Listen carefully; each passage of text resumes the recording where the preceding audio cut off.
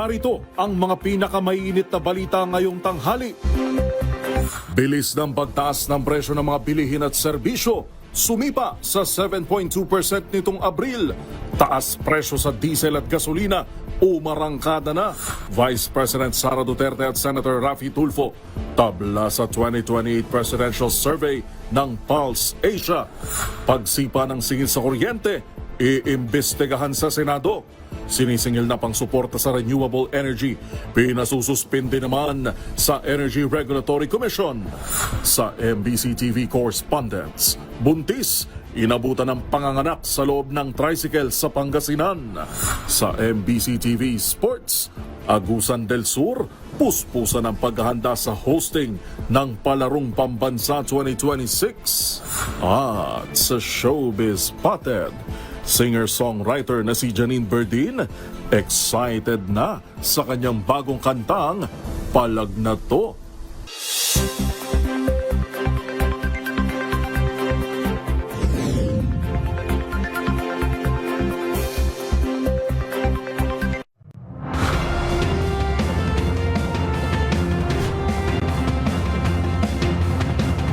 Bawat balita, makabuluhan. Bawat kwento, makapangyarihan. Boses ng Pilipino para sa Pilipino. Live mula sa MBC TV Studio. MBC TV Network News.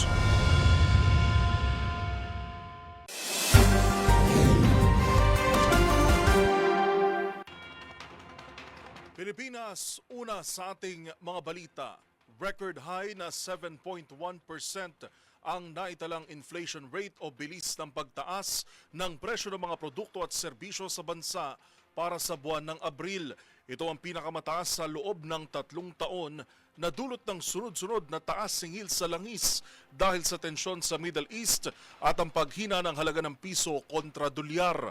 Kung ano ang mga sektor na napuruhan sa pagtutok ni Arnold Herrera. Lumobo sa 7.2% ang inflation rate ng Pilipinas sa nakalipas na buwan ng Abril. Halos doble na ng naitalang 4.1% noong Marso at halos 6% na mas mataas mula sa kaparehong panahon noong 2025. Ang pagsipang ito, mas daman ng mga nasa pinakalaylayan ng lipunan na naitalang umaabot pa sa 8.5% ayon sa Philippine Statistics Authority. Malayo rin ito sa naging pagtaya ng economic managers, gayon din ng Bangko Sentral ng Pilipinas na naglalaro lang mula 5.6 hanggang 6.4%. Ang pangunahing dahilan ng mas mataas na antas ng inflation itong Abril kumpara noong Marso ay ang mas mabilis na pagtaas ng presyo ng food and non-alcoholic beverages na may 6.0% inflation rate. Ito ay may 37.3% share sa pagtaas ng pangkalatang inflation sa bansa. Batay sa anunsyo ng PSA kaninang umaga, malaking bahagi rin ng porsyentong ito ang idinulot ng pagsirit ng presyo ng langis sa all-time highs, epekto ng pagsasara ng Strait of Hormuz mula ng sumiklabang tensyon sa Middle East. Agad itong nakita sa gasto sa sektor ng transportasyon na sumipa sa 21.4%, higit doble sa bahagdang naitala noong nakaraang buwan na sinabayan pa ng natural resources gaya ng gas, tubig at kuryente na umakyat din sa 8.2% mula sa 4.7%, kung saan nakapalab din ang presyo ng diesel na lumobo naman sa 124%. Ang naturang inflation spike sumalamin din sa malinaw na paghina ng piso na katumbas na lamang ngayon ng 73 centavos. Halimbawa, ang ₱100 noong 2018 ay katumbas na lamang ng 73 pesos ngayong Abril. Sa ngayon, umakit na sa 3.9% ang average inflation rate ng bansa. Dikit na sa target inflation range limit na itinakda ng gobyerno na 2 to 4%. Para sa MBC TV Network News, ito si Arnold Herrera ng DZRH TV. Una sa Pilipinas, una sa Pilipino.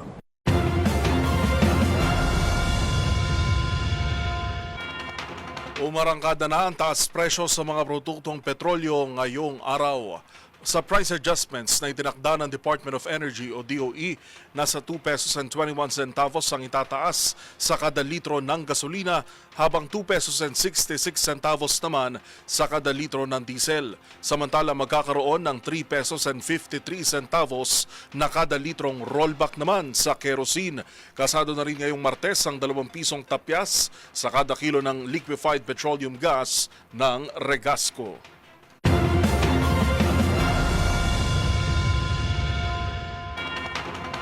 Paiimbestigahan ni Senator Pia Cayetano ang kontrobersyal na pagsipa ng singil sa kuryente ng Meralco. Nais nitong talakayin ang mga uri ng bill charges na sinisingil sa mga consumer, bagay na ayon sa Energy Regulatory Commission o ERC ay naayon sa batas. Magbabalita si Raymond Dadpaas. Dahil sa dami ng mga nagrereklamong mga kababayan natin sa biglang pagtaas ng singil sa kuryente, magkakasan ng investigasyon ang Senate Committee on Energy sa susunod na linggo. Ito ang inilahad ni Senator Pia Cayetano na siyang chairman ng komite sa kanyang privilege speech kagabi bago nagtapos ang unang araw ng pagbabalik sesyon ng Senado. Sabi ni Cayetano, kailangan masagot ang napakaraming katanungan hinggil sa ating mga electric bill dahil napakaraming mga charges ang nakapaloob dito. Ipinakitang reklamo ng isang consumer na mula sa dating 5,000 piso noong Marso ay naging 7,000 na nitong Abril ang kanilang electric bill. Kabilang sa mga makikita sa bilang generation, distribution charge, transmission, universal charge systems loss at other charges. Nakapaloob sa other charges ang lifeline subsidy, senior citizens discount, feed-in tariff, green energy auction at mga buwis. Sa report, tinukoy ng senador na ikinakatwiran ng mga distribution utilities gaya ng Meralco ay inaprobahan ng Energy Regulatory Commission o ERC ang kanilang singil. Sabi naman ng ERC ay nakabata ito sa mga umiiral na batas at regulasyon na kanilang sinusunod. Gate ni Cayetano, dahil nakataya dito ang interes ng publiko ay isasagawa nilang pagdinig sa susunod na linggo sa Senate Committee on Energy. Distribution utilities claim that these charges were approved by the Energy Regulatory Commission. For its part, the ERC says that these charges are based on existing laws and taxes. But Mr. President, even when charges are approved and even when they comply with existing laws and regulations, we must still ask, do they continue to serve the best interests of the public? Para sa MBC TV Network News, ito si Raymond Dadpaas ng DZRH. Una sa Pilipinas, una sa Pilipino.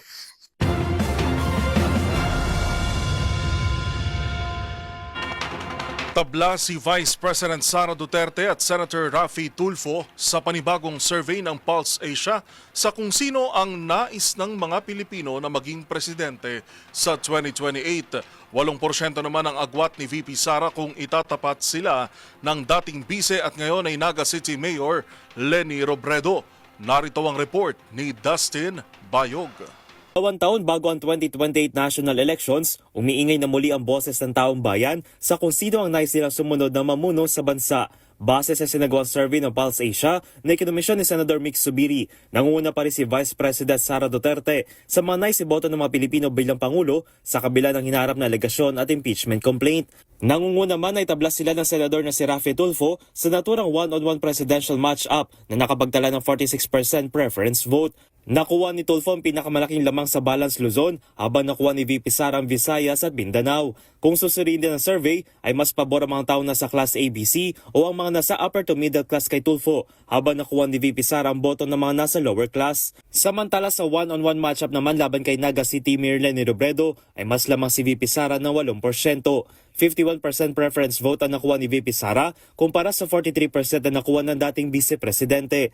Nakuha pa rin ni VP Sara suporta ng Visayas at Mindanao, gayon din naman nasa lower class habang nakakuha ng malaking suporta si Robredo sa Balance Luzon at ang mga nasa higher class. Isinagawa ang survey noong February 27 hanggang March 2 na may margin of error na plus at minus 3%. Para sa MBC TV Network News, ito si Dustin Bayog ng DZRH TV. Una sa Pilipinas, una sa Pilipino.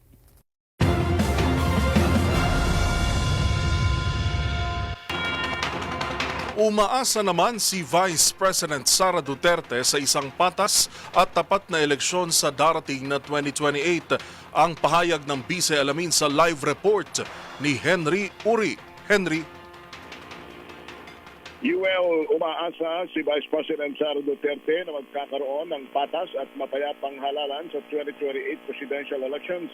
Sa isang interview sa The Hague, sinabi ng pangalawang Pangulo na bilang presumptive candidate na nagproklama na nga na siya'y kakandidato sa 2028 presidential elections, ang inaasahan niya ay matuwid, mapayapa at walang dayaang eleksyon.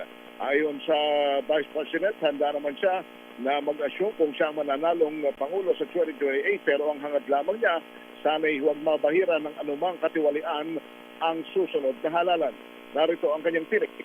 I'm already a presumptive candidate because I declared my intention to run for the next presidential elections. We can only pray that there will be a presidential elections on 2028 and it will be honest, orderly, and peaceful. Ang pangalawang Pangulo UL samantala nasa The Hague siya ngayon para bumisita at alamin ang kalagayan ng kanyang ama na batay naman sa kanyang pahayag sa isang panayam na ay maayos naman ito. Healthy ang dating Pangulong Rodrigo Duterte ngayon at nagpaabot na rin ng pasasalamat sa taong bayan sa patuloy na pagmamahal at pagbigay sa kanya ng importansya habang siya ay nakakulong. Sa isang era, ang pinagbubutan niya na labas ay ang taong bayan na patuloy hanggang sa labang ito. Sabi ng pangalawang Pangulo, UL, ay bagamat iniwan na siya ng ilan, maaaring marami sa kanyang mga kaibigang politiko, pero ang taong bayan naman ay nanangtili sa kanyang likod at pinagpapasalamat niya ito ang pamilya Duterte. Para sa NBC News, si Henry Uri para sa DCI, una sa Pilipinas. Una sa Pilipinas. Maraming salamat, Henry Uri.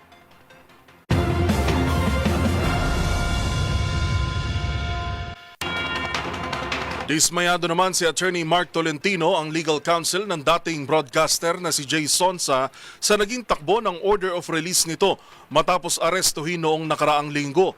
Ayon kay Attorney Tolentino, halatang pinahirapan si Sonsa dahil sa dami ng hiningi sa kanilang mga dokumento na may kaugnayan pa sa dating kaso nito. Inamin din ni Tolentino na ikinagulat niya ang paghingi ng tawad ng hukom na humawak ng kaso dahil umano sa ilang kamalian sa warrant of arrest na isinilbi sa dating mamamahayag. Samantala, iginit din ng abogado na galing lamang sa social media at walang personal knowledge ang National Bureau of Investigation sa ikinaso nitong cyber libel laban sa kanyang kliyente.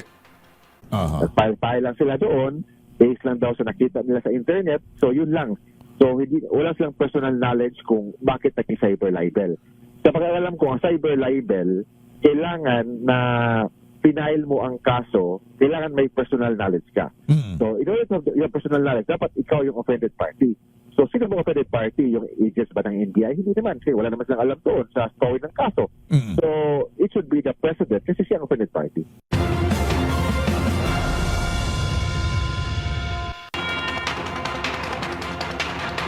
Pinadalhan ng show cause order ng Land Transportation Franchising and Regulatory Board o LTFRB ang 9 na motor taxi company na may sobra-sobrang bilang ng mga rider. Nadiskubre ito sa isinumiteng listahan ng mga kumpanya para sa fuel subsidy na mas marami kumpara sa mga rehistradong units ng ahensya. Magbabalita si Val Gonzales. Pinagpapaliwanag ng Land Transportation Franchising and Regulatory Board ang 9 na motorcycle taxi companies matapos madiskubring lumagpas na sa otorisadong bilang ang kanilang mga riders. Nadiskubre ang discrepancy sa pamimigay ng fuel subsidy at ayuda ng DSWD. Dito nakitang mas marami ang sinumiting listahan ng mga kumpanya kaysa sa opisyal na bilang ng rehistradong units sa ahensya. Sa ilalim ng direktiba ni Transportation Secretary Giovanni Banoy Lopez, umaabot na sa 30 ang bilang ng ride-hailing companies na iniimbestigahan ng ahensya dahil sa illegal onboarding. Ayon kay LTFRB Chairman Attorney Vigor Mendoza II, Maraming dapat ipaliwanag ang mga motor taxi companies at sisiguraduhin aniya na mananagot ang lahat ng lumabag. Bukod sa sobrang dagdag ng riders, pinagsusumite ng paliwanag ang siyam na motorcycle taxi platform providers dahil sa pag-abandona sa orihinal na units. Nakatakda ang pagdinig sa ika-15 ng buwan ng Mayo. Matatandaang una nang ikinagalit ni DSWD Secretary Rex Gatchalian ang tinawag niyang basurang listahan ng mga driver beneficiaries na isinumite ng mga kumpanya ng TNBS na mabigyan ng 5,000 pisong ayuda. Para sa MBC TV Network News, ako si Val Gonzales, DZRH, una sa Pilipinas, una sa Pilipino.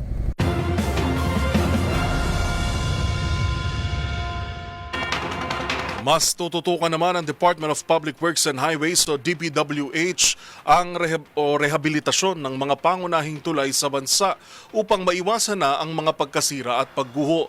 Nakipag-ugnayan na rin sila sa iba pang mga ahensya ng pamahalaan para naman sa pagbabantay sa mga overloaded na truck na tila nagiging pangunahing sanhi ng pagguho ng mga tulay. Ang mga detalye sa pagtutok ni Kyle Bulyas. Hihingi na ng saklolo ang Department of Public Works and Highways sa Pulisya at Department of Interior and Local Government para sa mas mahigpit na pagpapatupad ng anti-truck overloading. Ayon kay DPWH Secretary Vince Dizon, ito ay para maiwasan na ang pagkasira ng mga kalsada at tulay sa bansa dahil sa pagdaan ng mga mabibigat na sasakyan.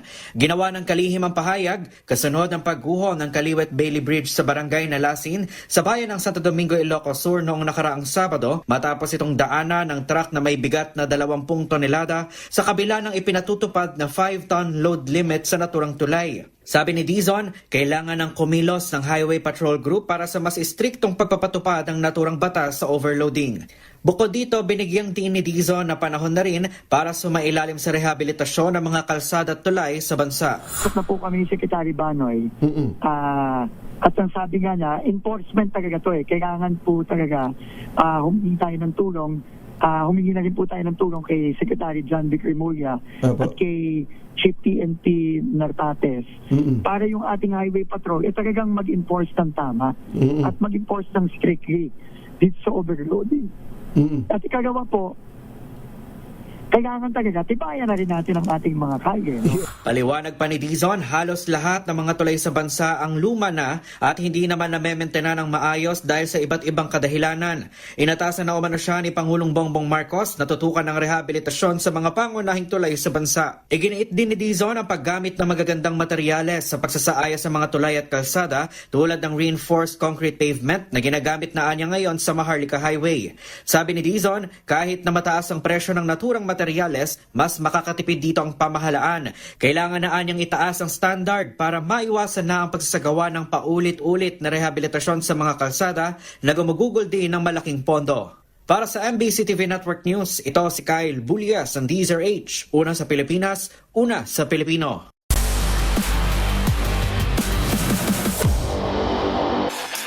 Puspusa na ang paghahanda ng Agusan del Sur bilang host ng Palarong Pambansa 2026. Ayon sa lalawigan, finishing touches na lamang ang kulang sa 7 venues na kasalukuyan pang inaayos.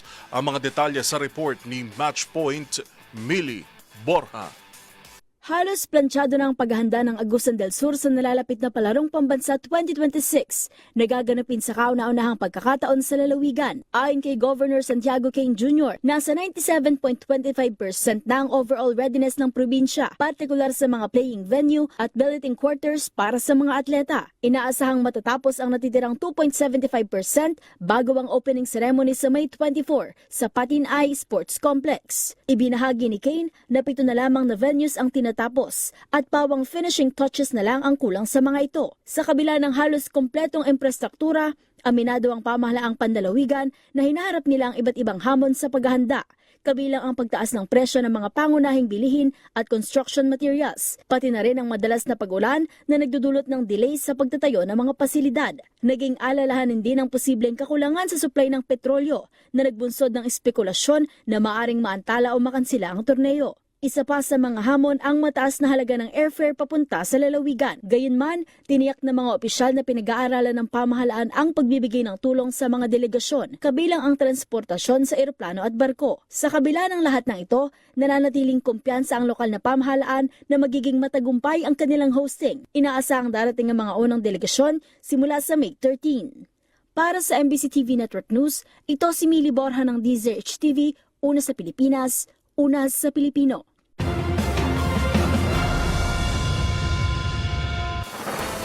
Narito mga balitang dapat ninyong abangan. Halos 70,000 pamilya sa Bicol Region pinalilikas matapos ang patuloy na pag-aalboroto ng Bulkang Mayon.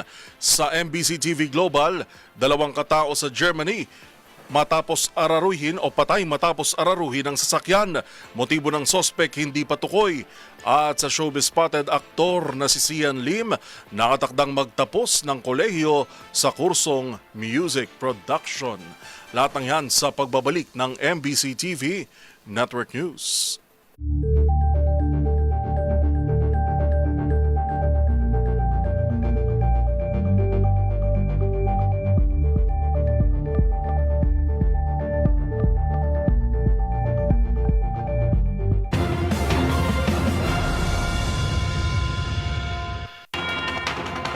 Dumulog na ang isang consumer advocacy group sa Energy Regulatory Commission o ERC upang hilingin na suspindihin ang pagsingil sa ilang mandatory charges sa gitna ng hinaharap na krisis sa langis.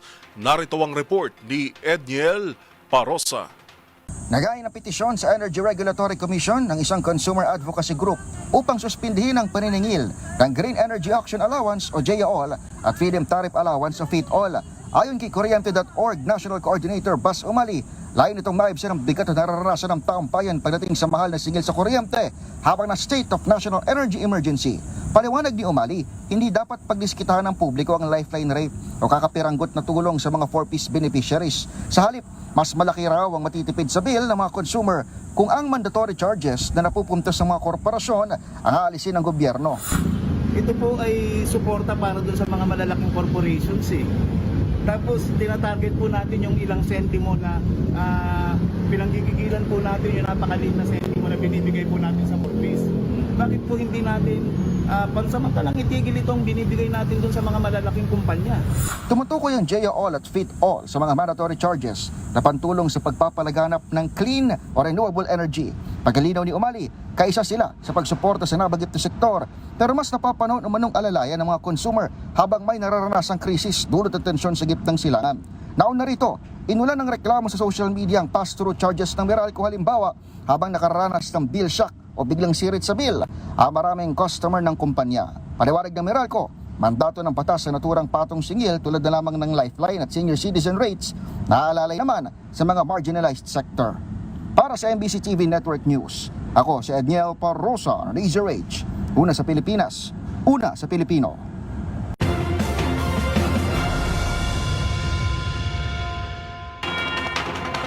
Pahirap pa rin sa mga residente ng Albay ang patuloy na pag-aalboroto ng Bulkang Mayon na hindi lang nagdudulot ng makapal na abo, kung hindi pinsala rin sa agrikultura at pagkasawi ng alagang hayop. Ayon sa mga otoridad, aabot na sa 70,000 mga pamilya ang nananatili pa rin sa mga evacuation center. Ang mga detalye tinutukan ni Rovic Manuel. Patuloy pa rin ang pag-aalboroto at aktibidad ng Bulkang Mayon ngayong araw. Kabilang na dyan ang pagbubuga ng uson o Pyroclastic Density Current o PDC at pagdaloy ng lava sa bunganga nito. Ayon sa Philippine Institute of Volcanology and Seismology o PHIVOLCS, as of 7 a.m., naitala muli ang pagbubuga ng uson ng bulkan. Sa 24 oras na pagmamanman, nasa 14 na volcanic earthquakes na, 5 volcanic tremors at 336 rockfall events na ang naitala sa Bulkang Mayon ngayong araw. Nananatili pa rin nakataas sa Alert Level 3 ang bulkan dahil sa patuloy nitong aktibidad at mahigpit na ipinagbabawal ang pagpasok sa 6-kilometer permanent danger zone. Sa ngayon, naabot na rin sa halos 70,000 mga pamilya sa nasa 156 barangay sa Bicol Region ang apektado ng pag-alboroto ng Bulkang Mayon. Higit 1,000 na rin ang pansamantalang nananatili sa mga evacuation areas dahil sa pinsala sa kanilang tirahan at sa kalusugan. Apektado rin ang maraming sektor tulad ng sa agrikultura dahil sa makapal na abong tumabon sa mga pananim, gayon din ang pagkamatay ng mga alagang hayop. Nagpadala na rin ng fire trucks ang pamahalaan sa ilang karatig probinsya upang tumulong sa supply ng tubig habang nagpapatuloy ang clearing operations ng Department of Public Works and Highways o DPWH upang maiwasan naman na bumara ang mga abo sa drainage system na posible namang pagmula ng pagbaha. Sa ngayon, tulong-tulong ang iba't ibang ahensya sa pagtugon sa mga lubos na naapektuhan ng matinding ashfall sa Bicol Region. Samantala, nakapagtala rin ng aktibidad ang Bulkang Kanlaon kaninang alas 6 ng umaga, kabilang na dyan ang 5 beses na pagbuga ng abo, 22 beses na volcanic earthquakes at 5 volcanic tremors. Nakataas na sa alert level 2 ang bulkan at mahigpit ngayong ipinagbabawal ang pagpasok sa 4-kilometer permanent danger zone. Para sa MBC TV Network News, ito si Rovic Manuel Andizer HTV, una sa Pilipinas, una sa Pilipino.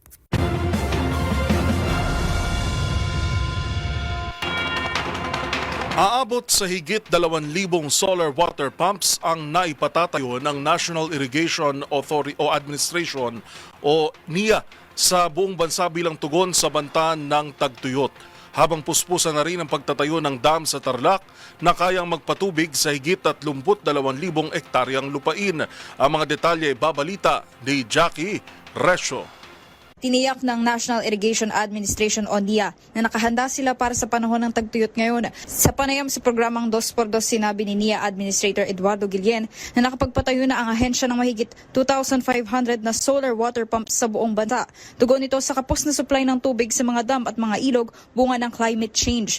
Ayon kay Guillen, mayroong mga kagamitan ng NIA para makita kung nasaan ang supply ng tubig. Ngayon din ay binago na nila ang cropping calendar upang hindi lubos na maapektuhan ng pagbabago ng klima ang anihan ng mga magsasaka. Kaya yung mga high dams po natin, may tubig pa po yan eh. Nakadalawang cropping na nga po kami, diba? Binago namin yung cropping calendar. Pansabangan, nakadalawang cropping na kami, mataas pa po yung tubig, ganun din po sa Magat. So wala akong problema sa mga ganun po. Kaya yung utos ng ating Pangulo, di ba, sa atin na magtayo pa ng mga impounding dams. Kaya last week, nag-inaugurate na naman tayo sa Leyte, no? Meron naman tayong inaugurate na impounding dam doon. So talagang binibilisan namin ang construction ng mga ito. Samantala, paspasa na rin ang NIA sa pagpapatayo ng Balog-Balog Dam sa Tarlac na makapagpapatubig ng mahigit 32,000 hectares ng lupain. Sabi ni Guillen, target nilang matapos na ang proyekto bago matapos ang termino ni Pangulong Bongbong Marcos sa taong 2028. Yan po, naka-full blast po kayo na tatunyan kay Jerry. Ang target po namin dyan is 2028, ano? Alam niyo yung Balog-Balog Dam na yan eh. Ang dami ng winasak na tahanan yan. Ang dami ng matang pinaluhan yan. Balog-Balog. Dalawang presidente na po ang galing ng Tarlac, hindi nila natapos yan. Pero ngayong si Apo BBM ang President Ferdinand Marcos Jr. ang presidente, ang bilin niya sa akin tapusin yan. Kaya halos hindi na kami natuto. Pag tingnan nyo yung trabaho namin doon, nag-double shift, triple shift kami doon. Kahit gabi may gumagawa. Malaki ho ba yan? Kasi gusto namin matapos. Ang laki yan eh. Malaki ho ba yung Balog-Balog? Kaya pala. Malaki po yan. Nasa 32,000 hectares po ang kayang patubigan. Kayang patubigan. Para sa MBC TV Network News, ito si Jackie Resyo ng DZRH, una sa Pilipinas, una sa Pilipino.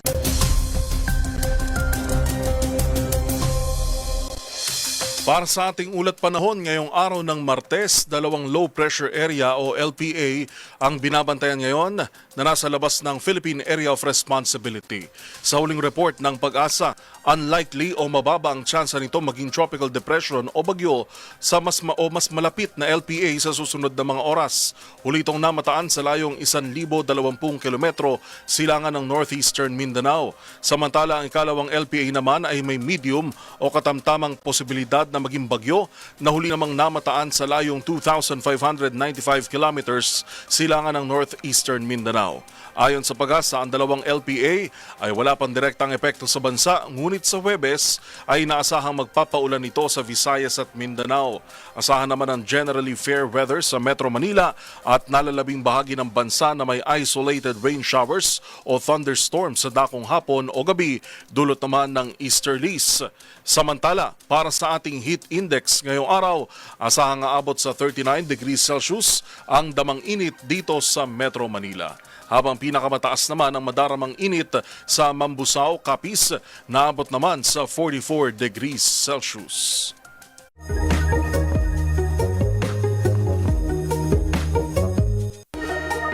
Usapang trivia naman tayo. Ika nga nila, ang gamot sa lungkot ay pagngiti.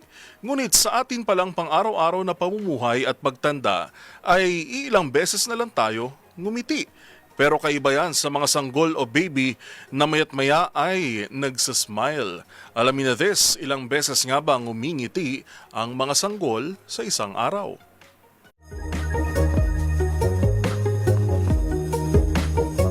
Alam nyo ba na ang mga sanggol o baby ay ngumingiti umano ng 400 times kada araw?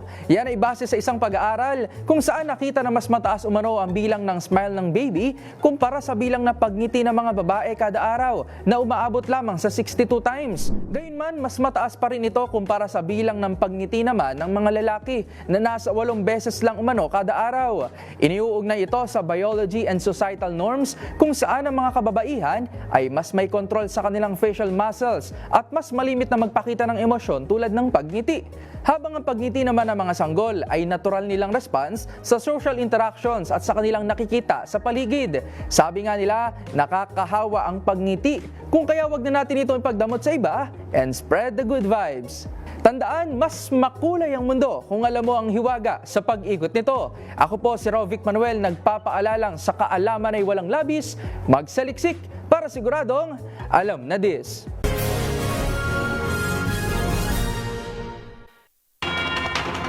Patay ang 2 katao at higit 20 naman ang sugatan matapos ang walang hamas na araruhin ng isang 33-year-old na driver ang kumpol ng mga tao sa isang syudad sa Germany. Habang nagsagutan naman ang pag-atake ang Iran at US sa nagpapatuloy ng kanilang digmaan sa Middle East matapos ang napagkasunduang ceasefire. Ang mga balita mula sa ibayong dagat tinutukan sa Global Headlines Report ni James Galange.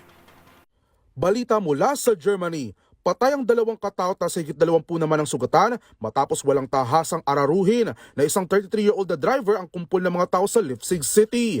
Kuwento ng mga nakasaksi, sinubukan pang tumakas ng suspect gamit ang salamin ng sasakyan, ngunit nakarating na rin kaagad sa crime scene ang mga otoridad.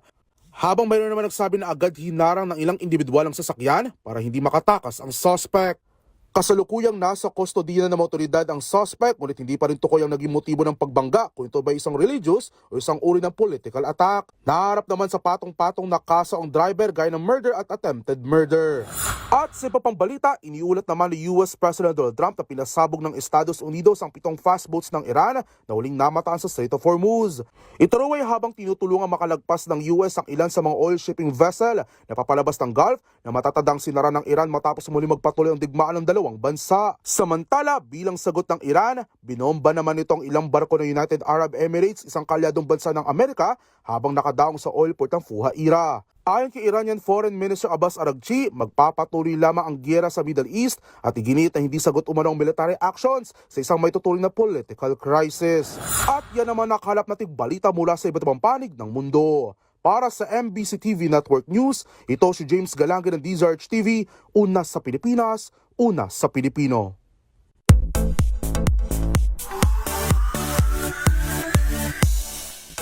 Sa mundo ng showbiz, isang taon matapos maging licensed commercial pilot, panibagong tagumpay na naman ang na-achieve ni Sian Lim, ang aktor na katakdang graduate sa kursong Music Production. Narito ang report ni Showbiz Angel. Malapit nang graduate sa kolehiyo si Sian Lim. Ito ang masayang ibinahagi ng aktor sa Instagram. Kursong Bachelor of Arts in Music Production ang kinuha ni Sian sa ilalim ng Expanded Tertiary Education Equivalency and Accreditation Program sa De La Salle College of St. Benilde. Pagbabalik tanaw ng aktor, 15 years old pa lamang siya nang magsimulang magtrabaho noong naninirahan pa sa Amerika. Hanggang sa tuluyang umuwi sa Pinas at nagsimula ang karera sa showbiz, kung kaya't pansamantalang huminto sa pag-aaral. Sa kaniyang pagbabalik eskwela, hindi rin anya naging madali para sa aktor na nakaramdam din daw ng hiya dahil baka too late na. Pero singa ni Sian, but here we are at tila di pa rin makapaniwalang malapit na siyang graduate sa kolehiyo. Sa panibagong tagumpay na na-achieve ng aktor, agad namang bumuho sa mga komento ng pagbati mula sa kanyang fans at mga kasamahan sa industriya. Magunita na Hulyo noong nakaraang taon nang maging isa ng licensed commercial pilot si Sian Lim. Nakatakdang magmarcha ang aktor sa PICC sa Hulyo.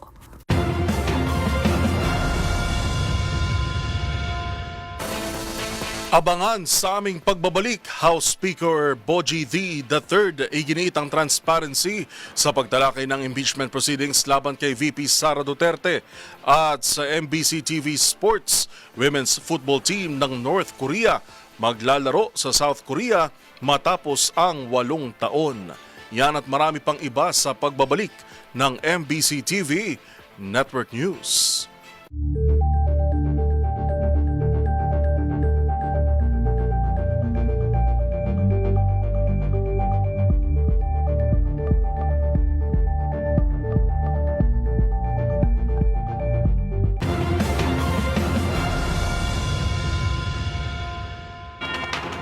Sa pagpapatuloy ng ating balitaan, nanawagan si House Speaker Bogie D na itigil ang pagpapakalat ng fake news tungkol sa pag-focus lamang ng Kamara sa impeachment proceedings laban kay Vice President Sara Duterte.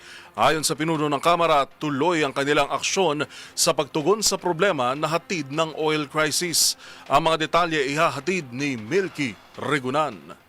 Walang may tutulong ang ginagawa ng iilang grupo na nagpapakalat ng fake news sa harap ng napakaraming problema ng bansa. Sa kanyang talumpati sa muling pagbubukas ng sesyon, nanawagan si House Speaker Faustino D. III na tigilan na ang pagtatanim ng duda sa isip ng mga Pilipino. Ayon kay D, patuloy nilang itataguyod ang kapakanan ng mamayan at matiyak ang transparency and accountability ng gobyerno. Ito po ang diwa ng ating paglilingkod. Handa sa anumang hamon at laging nakatuon sa kapakanan ng bayan. Kaya para sa mga nagtatanim ng pagdududa sa isip ng taong bayan, nakikiusap po kami na itigil nyo na ang pagpakakalat ng fake news dahil hindi ito nakakatulong sa pagresolba sa mga problema ng ating bayan. Gusto ko rin pong idiin na wala po kaming ibang hangarin kundi makapaglingkod at gawin ang aming mga responsibilidad dito sa Kamara. Dagdag pa ng House Speaker, fake news na nakatuon lang daw ang pansin ng Kamara sa impeachment proceedings. Paliwanag ni D, kahit nakabreak ang sesyon, inuna rin ng Kamara ang pagbubuo ng lead council para tutukan at matulungan ang gobyerno na makahanap ng solusyon sa epekto ng oil price crisis. Sabi ni D, bago mag-break ang sesyon, 6 na pong panukalang batas ang kanilang napagtibay sa second reading na layunin na makatugon sa pangailangan ng bansa. Para sa MBC TV Network News, ako si Milky Regunan, una sa Pilipinas, una sa Pilipino.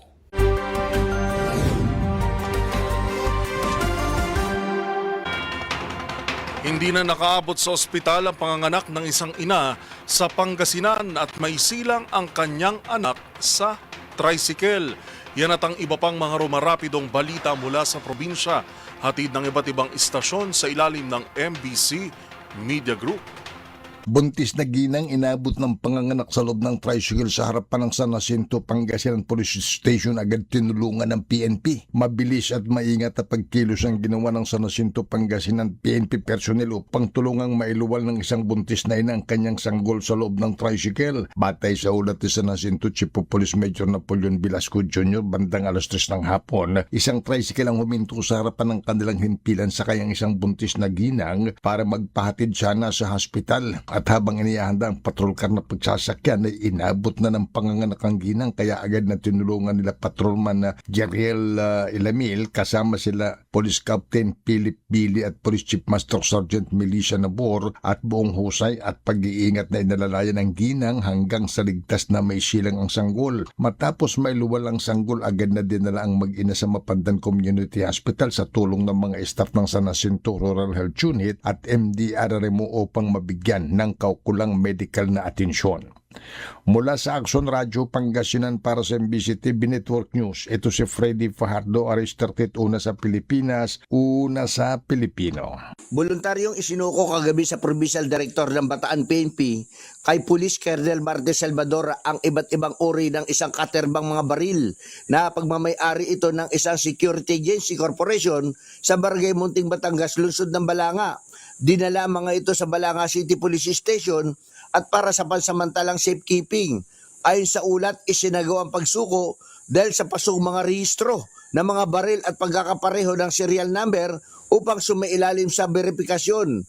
Humingi ng tulong ang kinatawan ng kumpanya kay Colonel Martes Salvadora upang maisagawa ang nasabing pag-surrender. Ang mga isinorender na sari-saring mga baril ay ang 31 unit ng 12-gauge shotgun, 2 unit ng caliber 5.56 rifle, 2 unit ng caliber 30 carbine, 1 unit ng caliber 45 submachine gun, 25 unit ng 9mm pistol, 4 na unit ng caliber 38 revolver at humigit kumulang 2,000 na sari-saring mga bala at magasin.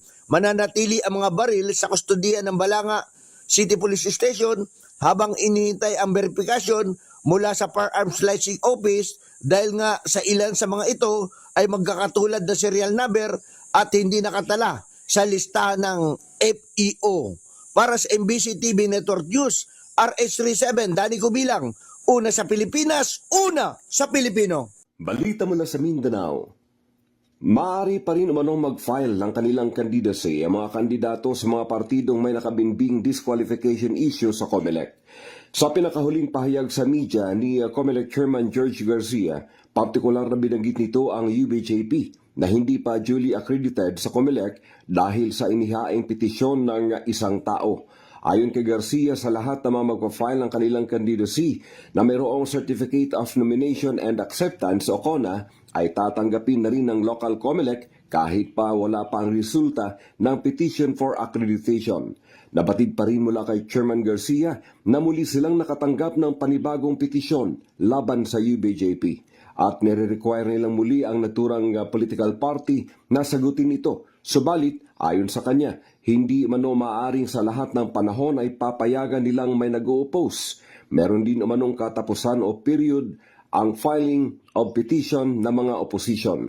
Pahayag pa rin ni Chairman Garcia, bago matapos ang filing of candidacy sa May 7, magkaroon na ng resolusyon ang COMELEC sa isyong ito ng mga nakabinbing political party sa kanilang accreditation sa COMELEC in-bank, partikular ang status ng UBJP. Tutuldukan naman nila kung dapat bang ma-accredit o hindi. Mula sa Central Mindanao, RH19, June de Makutak, DZRH, una sa Pilipinas, una sa Pilipino. Arestado ang isang lalaki na kabilang sa top 5 most wanted sa provincial level matapos manakip sa isinagawang operasyon sa Barangay San Francisco, Panabo, Davao del Norte, umaga ng Mayo 4, 2026. Ang suspect na si alias Boy, 28 anyos at residente ng Barangay New Pandan, Panabo City, ay naaresto sa bisa ng warrant of arrest na inilabas ng Regional Trial Court ng Panabo City. Naharap siya sa 3 counts na kasong rape at isang kaso ng paglabag sa Republic Act No. 7610 o Anti-Child Abuse Law. Wala ring inirekomendang piyansa para sa mga kasong ito. Isinagawang operasyon ng Panabo City Police Station katuwang ang iba't ibang unit ng Davao del Norte Police Provincial Office at Regional Mobile Force Battalion. Sa kasalukuyan, nasa kustodiya ng kapulisan ng suspect habang inihanda ang mga dokumento para sa kaukulang proseso sa korte. Para sa MBC TV Network News, ito si June Suter. Una sa Pilipinas, una sa Pilipino.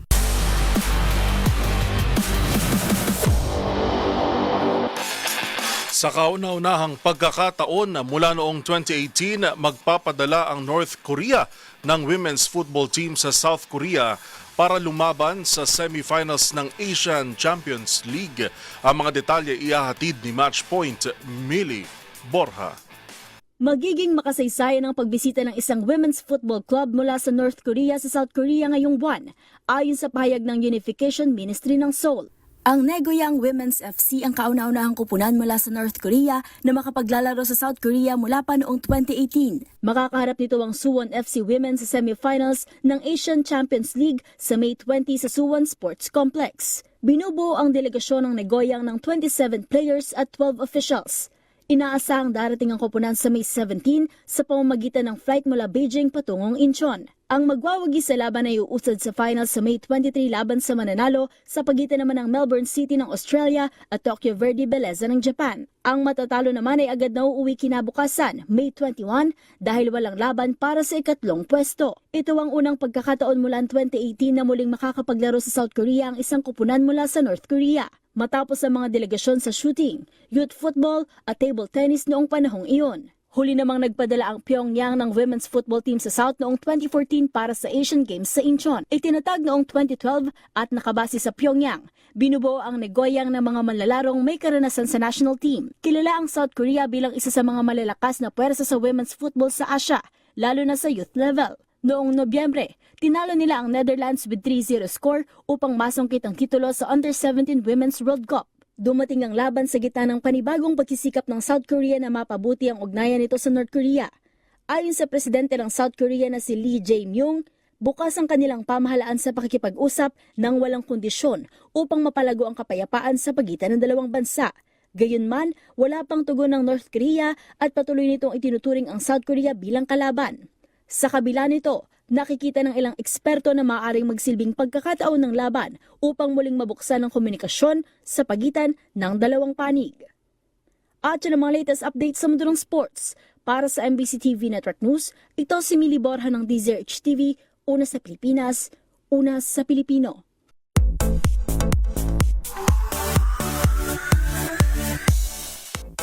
Sa mundo ng music, another breakthrough sa career ng singer na si Janine Berdin ang pagiging boses sa ilalabas na kanta para sa Mobile Legends Bang Bang. Ang pahayag ng singer sa pagtutok ni James Galange. Mula sa mga naging hataw at all-out performances sa taas na entablado, dadalhin naman ng Filipino singer-songwriter na si Janine Berdin ang kanyang talento sa mundo naman ng esports. Kung ano yan sa report na ito. Papasukin naman ng Filipino singer-songwriter na si Janine Berdin ang mundo ng gaming, hindi para maglaro, kundi para maging boses ng bagong katang ilalabas para sa Mobile Legends Bang Bang Professional League Season 17. Sa kolaborasyon ng Mountain Games at ang record label na Universal Music Group o UMG Philippines, nakatakdang ilabas ang kantang palag na to, ang tagline at battle cry ng MPL na ngayon magsisilbi na ring official team song ng liga. Ibinahagi ng mga awit ang dahil sa kanyang excitement ay isang araw lamang niya sinulat ang kanta at ang matanong naman kung ano nga bang kanyang favorite hero sa game. Wait, kasi ba siya ako? Alam ko na. Kasi dark system daw. Pero feeling ko hindi na kayo ganun kagaling. Char. Oo. Hanabi. Samantala, para sa Mountain Games, ang linyang palag na to ay nabuo mula sa umusbong na gaming culture ng mga Pinoy nang ibig sabihin na handang lumaban anuman ang kakaharaping pagsubok. Anila, patuloy lamang ito sa ilang taong pamamayagpag ng MLBBC ng Pilipinas sa international stage ng ilang taon. Kaya naman naniniwala ang Managing Director ng UMG Philippines na si Mr. Enzo Valdez na mas mailalabas pa ang naturang battle cry spirit kung ito'y gagawing isang kanta.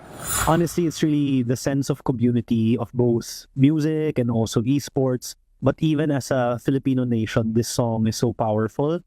And it's it's an anthem, it's a battle cry for us to be proud of something that's ours. No? So I think this song, to be honest, it could be used even beyond esports. And very excited for everyone. At nang makapanayam natin si Janine, literal na from manifestations to reality ang excitement sa pagkakataong magamit ang kanyang talento sa isang bagay na kanya ring hilig o gustong gawin. It's really, really special to me because I've been playing this again since 2017, so it's so cool. I was a kid in Cebu, I've been playing this, and now I get to be a part of it. So it's really crazy as a fan and as a player. Pero syempre, hindi rin natin pinalampas na malaman ang say ng MLBB fans sa pagpasok ng nasa puso hitmaker sa esports scene. So nung nalaman ko na si Janine yung kakanta ng team song ng MPL this season, syempre kinilig ako kasi sobrang idol ko din yan si Janine. Way back pa lang nung kumakanta siya sa Tawag ng Tanghalan. Ma-hype yung mga fans ng The Cavalry. Ako nga na-hype na ngayon eh. Yun lang naman. Sobrang hype niya. Fan din kasi ako ni Janine since yung nasa Tawag ng Tanghalan siya. Suwak na suwak yung song para sa lakas ng Pinas. Iba talaga yung hype at lalo na si Miss Janine Berdin yung kumanta. Grabe, iba talaga yung dating. Kung na-hype sila, kung na-hype kami, what more pa kaya yung community ng MPL? So, parang example, di ba? Ako na-hype na, di ba? Palag na Mapapanood at mapapakinggan ang palag na to sa May 17 sa lahat ng social media platforms ng MPL Philippines. Para sa MBC TV Network News, ang ngalan ni Angelica Cosme, ito si James Galage ng DZRH TV. Una sa Pilipinas, una sa Pilipino.